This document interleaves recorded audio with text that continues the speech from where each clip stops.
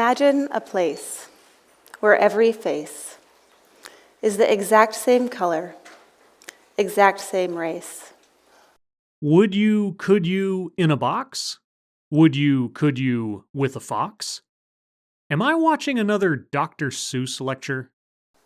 Where everybody thinks just like everyone else, and any perspective outside is put on the shelf. Is that really a place where anyone is free? Free to be you? Free to be me? All right, so our speaker is associating race with a set of static thoughts and ideas, as well as the aversion to entertaining new ideas. Let us all remember that notion of hers as we proceed, because it will become very important later on. In its essence, the place you are imagining in your mind's eye is my hometown.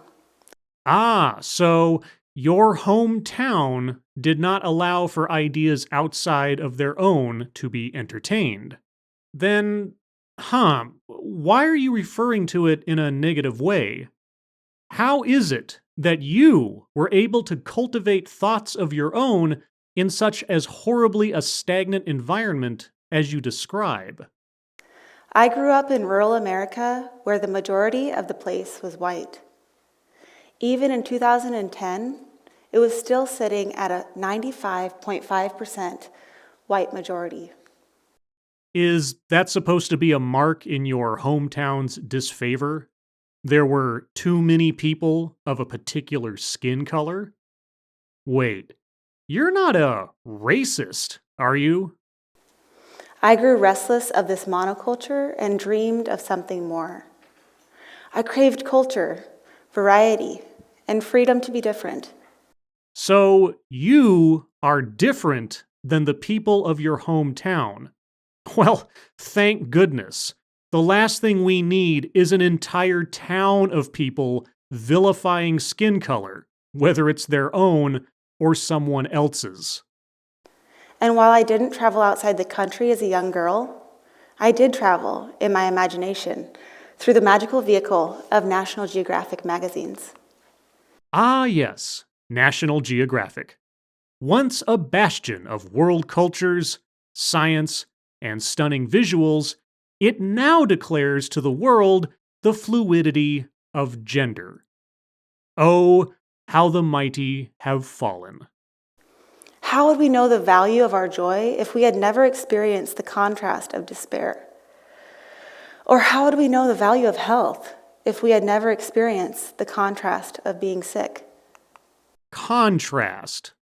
She's using it to say comparing of experiences, but why do I also have the feeling she's slyly using it to refer to color differences? Many people avoid the discomfort of the contrast in their lives at all costs. Let me ask you, how fully do you embrace the microcosm of your emotional diversity? My emotional diversity. Okay, please explain. Are you as apt to embrace the uncomfortable emotions in your lives as you are to embrace the comfortable ones? These parts of ourselves that we deem too uncomfortable to embrace comprise what is known as the contrast of our inner shadow. Ah, the inner shadow. Are we going down the path of Carl Jung? Swiss psychologist Carl Jung I got it in one. said that the shadow is the person that we would rather not be. For example, anger, greed, even racism. Oh, racism is an emotion now. Got it. For instance, I thought for many years of my life that I could avoid certain emotional groups altogether. I was anger phobic and panicked and felt immense guilt and shame every time I would think an angry thought, let alone express an angry behavior. Yes, the notion of thought crime is a suffocating one, isn't it? But you would never convict anyone of thought crime, would you? especially not by tying thoughts to the inherent flaw of a particular skin color. Shadow expert Debbie Ford says that we can identify our shadow by what we judge in others. And indeed, I was judgmental of angry people. Angry people or angry white people? Your opening poem would suggest the latter. I thought that somehow I was different than them, that I just didn't have this emotion. But what I didn't realize is that anger is an essential part of who I am. But where do we find the value in something as uncomfortable as anger? What about the anger that we feel in the face of an injustice that turns us in the direction of a clear alternative solution? Our anger takes us from a place of disempowerment to empowerment. Yes, embrace your anger. Let your hatred flow through you. It makes you powerful. Okay, Sith indoctrination aside, are you trying to sell us on the idea that becoming over-emotional to the point of anger over something we might perceive as an injustice is a good thing? Well, thank goodness we have a legal system to deal with injustices which weighs a matter based on reals and not feels. So, how do we begin to embrace an even bigger shadow? A shadow of racism. Whoa, wait a second. Embracing your anger shadow takes you from a place of disempowerment to empowerment, and now you want us to embrace racism, which, again, is not an emotion, but an ideology. Though, if you're trying to redefine racism as being an emotion, you do completely avoid the nurture question and make it all about nature. Clever girl. Racism can be understood as the rejection of the macrocosm of cultural diversity at large, and is rooted in fear and powerlessness. Okay, so now racism isn't just about race, but it is also about culture. So, if a white American sees a white Yugoslavian and, for whatever reason, doesn't like Yugoslavian culture, he's not a xenophobe, he's actually a racist. Because culture and race are inextricably tied to one another. No two people of the same race can be a member or adherent to any other culture. Got it. It is showing us that we have yet to embrace our inherent worth for simply being human beings. Because if we were to embrace that inherent worth, we would have to acknowledge and embrace the inherent worth of all other human beings as well, regardless of the flag of their nation or the color of the suit of their skin. Embracing their inherent worth for being simply human beings, regardless of the color of the suit of their skin. Okay, then please explain to me why you describe the percentage of white people in your hometown in a pejorative manner, and why you dismiss the idea of diversity of thought on the basis of a common skin color.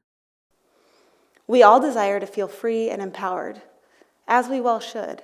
And racism is just a misunderstood attempt to access empowerment. Now, on that notion, by itself, I might tend to agree with you. So, remind me what drove you to free yourself from the bonds of your hometown, to distinguish yourself as different from all of those other people around you. Are you sure that you are not dining on the same food that you have dismissed as spoiled?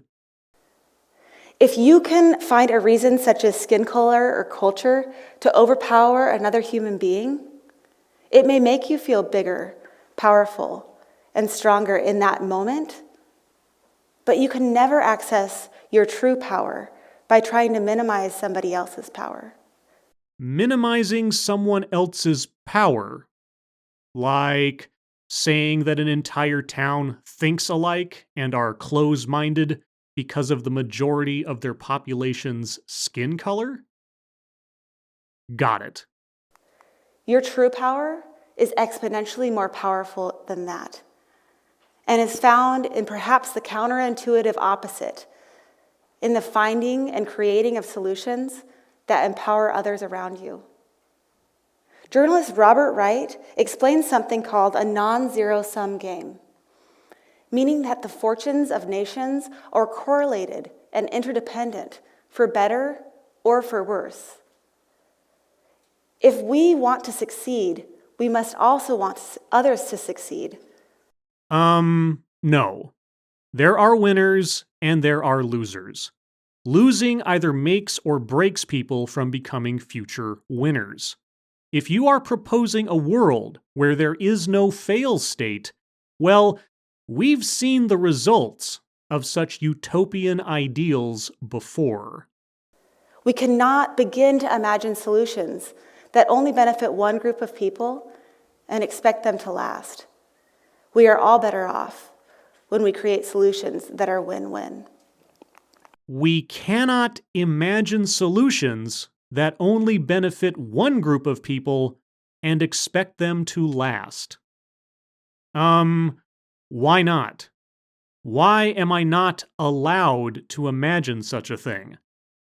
If there's a group of people suffering from a drought, and all other groups are not suffering from a drought, and I create a solution to that group's drought, then yes, that solution will only last for however long it is necessary to solve the problem.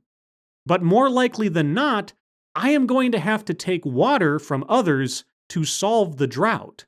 The solution only benefits one group of people and takes from other groups. And so, it is not a win-win solution, but it is a solution. Why am I not allowed to imagine such a thing? The danger in denying our shadow is that it numbs ourselves to our pain, but it also numbs ourselves to the ability to feel compassion and connection. Okay, a quick thought experiment for my listeners. From now on, every time she says shadow, replace that word with sin. And when we can't feel the capacity to connect, we feel numb to the atrocities that we see on the news and feel complacent and powerless to make a change. We can begin to shed this numbness by becoming mindfully aware of what we are feeling, without trying to push it away or numb it. So, everyone else is being emotionally oblivious. You know how other people feel and how they process their own feelings. You're not, in any way, projecting your own insecurities onto others. Got it. When we become aware of our inner shadow and embrace it with compassion, we can also become aware of the shadows in others and embrace it with compassion as well. So, accepting your own sin provides you with some sort of empathic extrasensory perception? That's cool. The shadow is our doorway to unity and cultural diversity. For it is through the embracing of the microcosm of emotional diversity within ourselves that we gain the capacity to embrace the macrocosm of cultural diversity. Okay, why is it that every time she mentions cultural diversity, she pulls up a picture of a black person? But that aside, if we don't process emotions in the correct fashion, and one of these emotions now being racism, of course, then we are inherently xenophobic. Is that what I am to understand? There is a huge range of culture represented right here in Bismarck. I personally know people from Afghanistan, Peru, Colombia, Congo, Cameroon, Kenya, China, to name a few. There's cultural diversity right here on YouTube. I know people from Germany, Scotland, Britain, and Australia, just to name a few. I know community members that have been through the unspeakable atrocities of all-out war, fled their home country to neighboring nations to seek refuge, and spent decades of their lives in refugee camps where all of their children were born, sometimes surviving on as little as one grain-based meal per day, sometimes less. So, genuine cultural diversity requires great suffering? I must be misunderstanding. I would argue that these international community members know the value of peace, just as anyone else who has been through war, because they have experienced the contrast of conflict. So, no one who has been involved in a war was on the side of the aggressors? Peace cannot be defined by having all of your enemies defeated? They have incredible, valuable perspective that can contribute to community-oriented solutions. However, this amazing resource of perspective frequently goes untapped. We are all living in the same geographical location, oftentimes without seeing or acknowledging each other at all. Okay. Well, I can't really just look at someone and know that they were involved in a war, and just because they were involved in a war does not mean they know anything of use to me. But maybe I am missing something here. Do you have any examples of what you mean? And how is it that you are immune from committing these very same sins? So in the spirit of creating a solution, I have created a photography program called the Human Atlas of Bismarck. Wait, a solution? Well, I certainly hope that this solution does not benefit a single group, because, you cannot imagine such a thing and expect it to last. The project simply provides a platform for international residents to be seen and heard in their own voice. Are international residents a group by any chance? And seen and heard in their own voice. But if you're the one taking the photos, as your project website suggests, isn't it all from your perspective and not theirs? Dissolving false misconceptions and prejudices.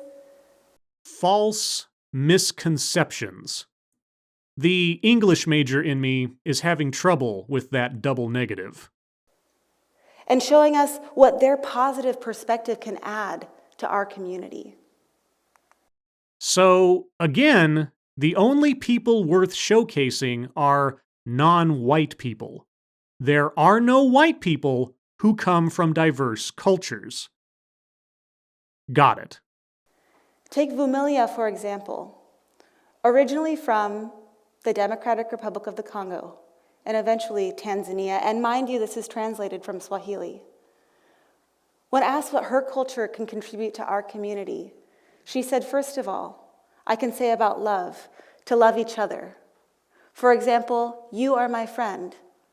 You love me, I love you. I can tell you something good. You can tell me something good.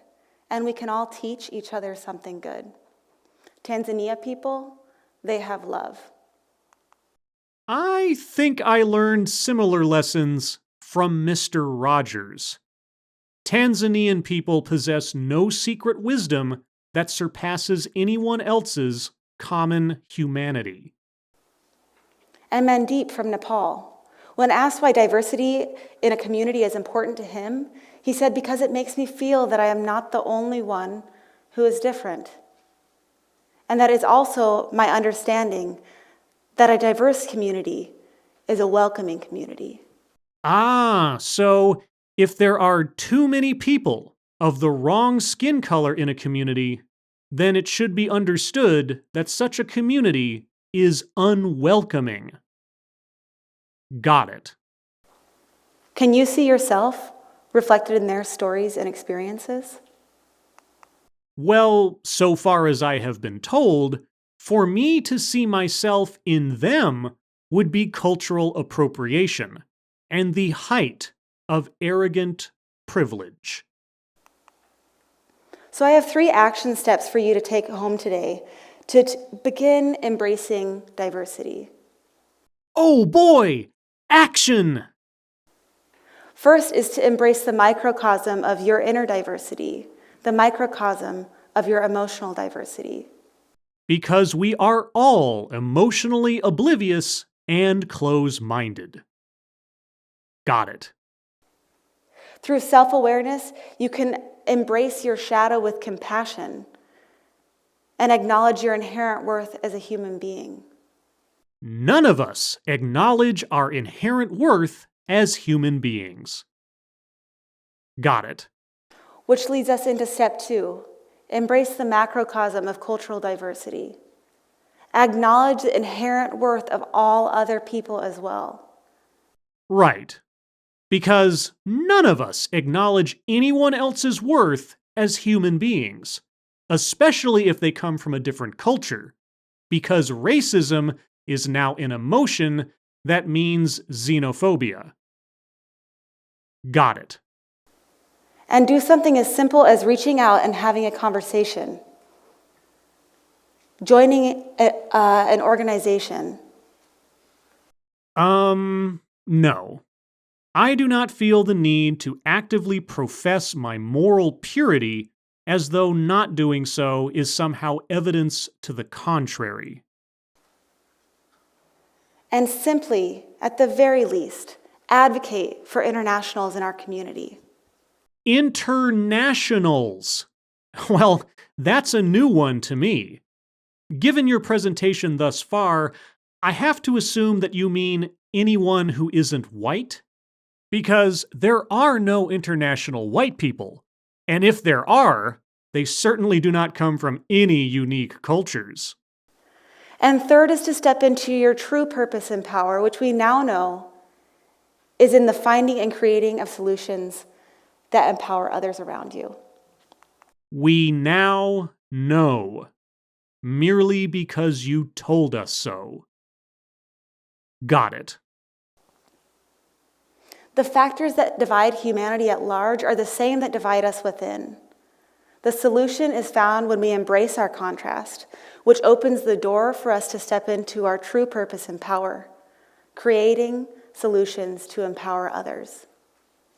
Are you holding yourself away from your purpose by ruminating powerlessly in the contrast in your life?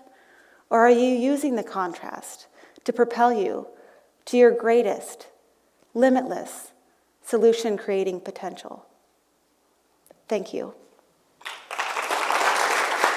I just thought I would let that last bit play out in full.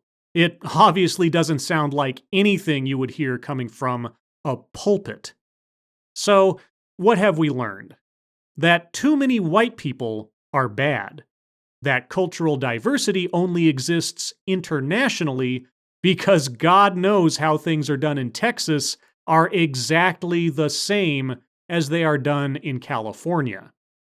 That we are all emotional numbskulls who must embrace our inherent dark side, I mean sin, I mean shadow, which we all have, of course, which naturally includes racism, which is an emotion that leads us towards xenophobia based on skin color. And also, I am not allowed to imagine solutions to problems that are not win-win. Well, thank you, TEDx. I can't wait to try practicing all of this nonsense in the real world. I am sure that a perpetual sense of self-pity and looking on others with a different skin color as victims who need my help will only lead me to true empowerment. I am ready to become your holy missionary. As always, thank you for watching.